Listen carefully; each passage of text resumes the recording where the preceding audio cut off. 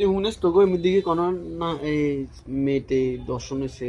বা তুই কি দিবি তো দিদি হাস কাছে কিনে দিবি এনে গাউরাঙ্গা লাগার বলে এনে যাই চুদ্দুরি লেগে থাকতো গলা এনে তুই কি দিবি তোর মানে প্ল্যান কি নাই ওই দুটো মারো মেগুলো কেন মারবি জানে হাজিরটা আমি এটা দিয়ে মারো সামনে ইটালি ইট মারো শিওর আর তুই কি দিবি আগে হোক না কাকা দেখবেন না না কি দিবি তুই একটা কমেন্ট কর কি দিবি কমেন্ট কি করতাম কোন না তোর একটা মন্তব্য আছে না